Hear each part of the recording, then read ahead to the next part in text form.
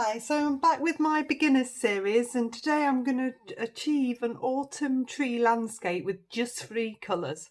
So I am using a Bockingford postcard size, 2 brushes, a round number 10 and a round number 6. I've got some Cotman pans here. I am going to use the cadmium yellow, the cadmium red and the ultramarine blue. And I'm going to create an autumn tree landscape with just those 3. So with my round number 10, I'm going to come on with a little bit of water. I want quite a big sky so that I can get all of these lovely trees in. No drawing, we're going to keep it nice and simple. This is all about learning what the watercolour does and how you can apply it. So with my round number 10, I'm going to dip into some of the ultramarine blue. I'm just going to dab that through loosely. So there is plenty of water on a brush. I can reload the water and dip into the pan. I do not want this ultramarine to be too dark. If it's too dark, then you won't see the autumn trees. So keep it nice and light, nice and loose.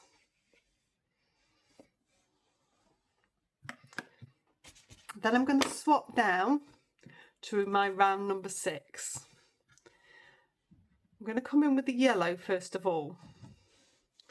I'm going to bring that in and start to do some tree shapes.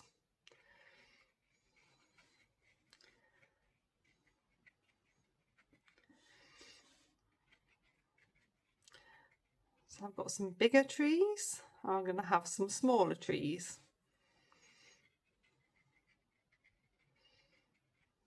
Just want a variety of heights. And the yellow can be the base, and then I can work with the red to create the nice oranges and browns.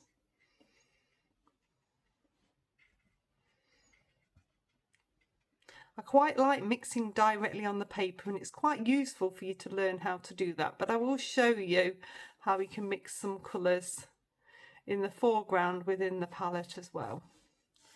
It's quite nice to have this little mixture.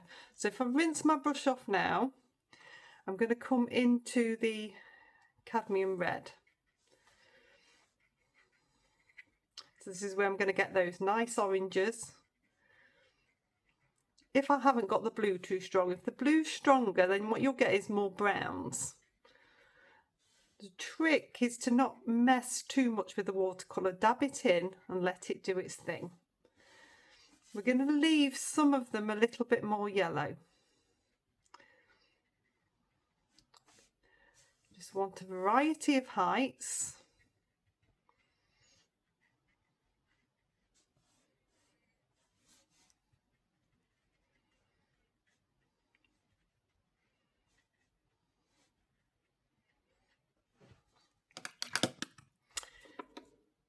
With my round number 6, I've rinsed my brush off. I'm going to pick up a little bit more of the blue. So if I want any bits of green or any bits of brown, this is where I now need to use the blue a little bit more. So I'm dabbing in just to create some darker areas.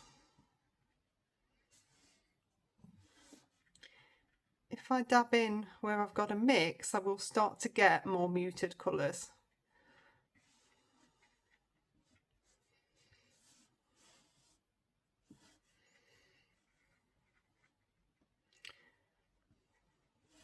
If it doesn't look quite green enough, then you're going to add a little bit more yellow.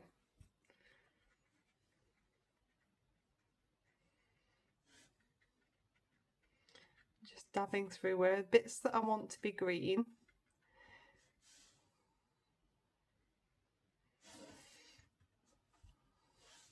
If something looks a little bit purple and you want it to look browner, again add a little bit more yellow. Make this tree a bit more brown here. I've got a really nice mix here. Just dip into a little bit more blue down here. Just want something a little bit darker at the bottom of this tree. These little bits of blue are just going to make some darks. Ultramarine blue is great for dark. So I'm just going to get a little bit of shadow appearing in there.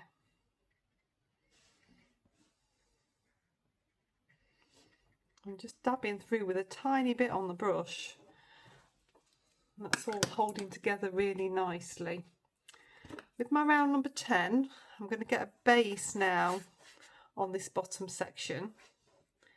I'm going to leave a tiny dry gap in between, just because I'm not drying them. If you wanted to dry it in between, you can do.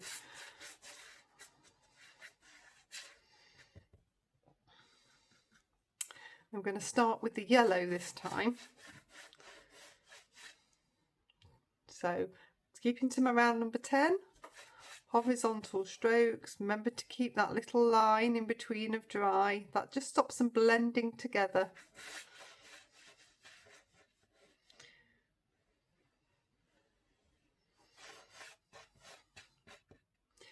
A dab. I've not rinsed my brush. I'm dabbing into the cadmium red very lightly.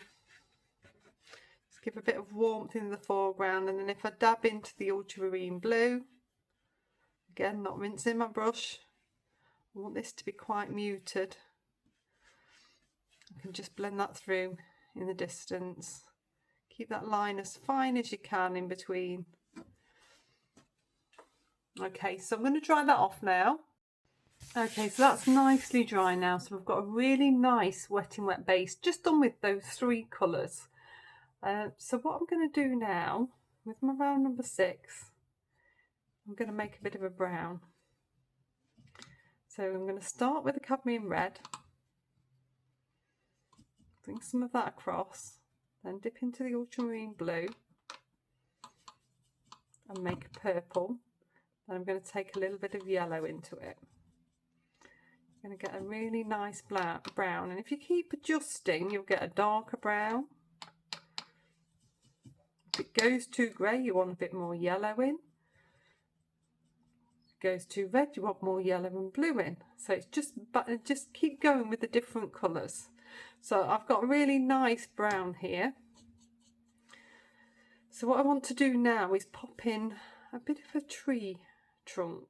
So I'm still working with my round number 6. I'm going to bring it down lower, resting on my little finger. I'm going to get narrower as I come up. Now, if you struggle, you can swap down to a smaller brush. A rigger or a line writer, a long thin brush is very good for this as well. I'm going to stagger the branches coming off, and I'm going to leave a couple of little gaps in places.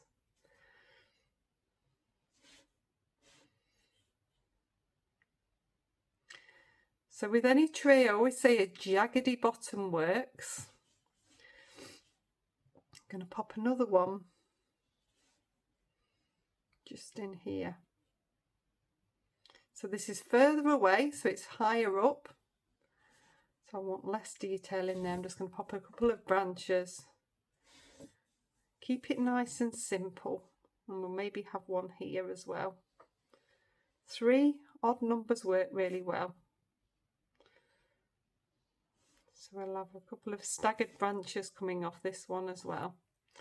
If I rinse my brush now, I'm going to wet it, take some of the water off, and I'm just going to touch the bottom of each of these trees and extend the shadow like that. So it's grounded them immediately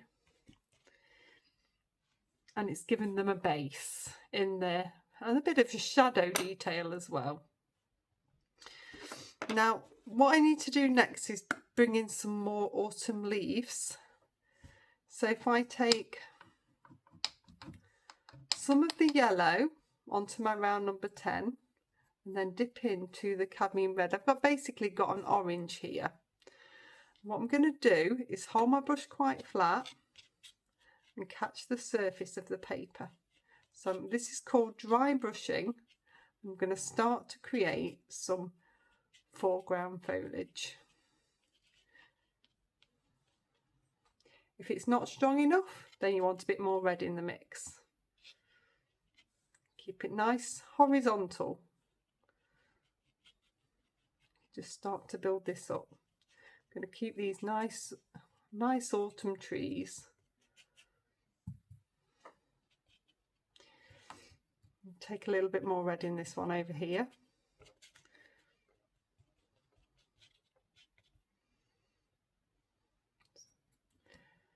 Just make sure your brush is loaded fairly well, holding it horizontally and then catching the surface of the paper. Takes a little bit to master this, but it works fantastically once you've got it. If it gets too wet, you'll end up with more of a blend, but that can still work really nicely, especially if your tree trunks are still a little bit wet.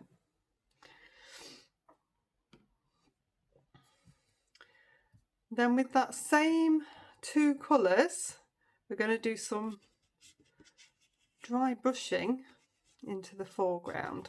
So this is horizontal and catching the surface of the paper.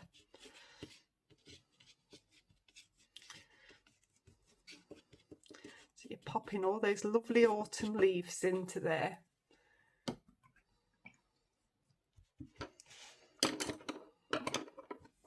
I'll swap down to my round number 6 now. I'm going to come back into the brown. I'm just going to accentuate some of that shadow into that damp paint. Just going to take a little bit of shadow through. That's going to work really nicely. I'm going to dry that one off.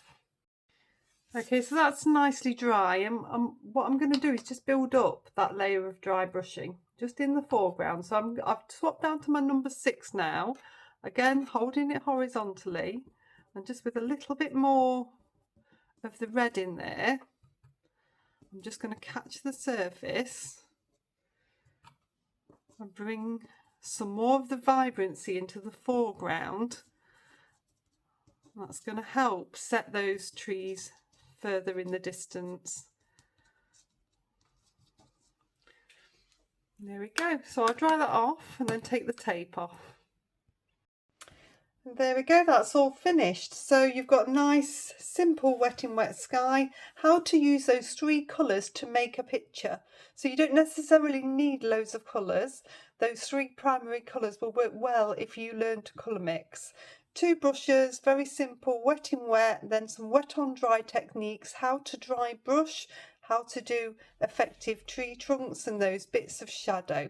So I hope you've enjoyed it. If you have, please do like, subscribe and share. I'll pop another one for you here and I'll see you next time.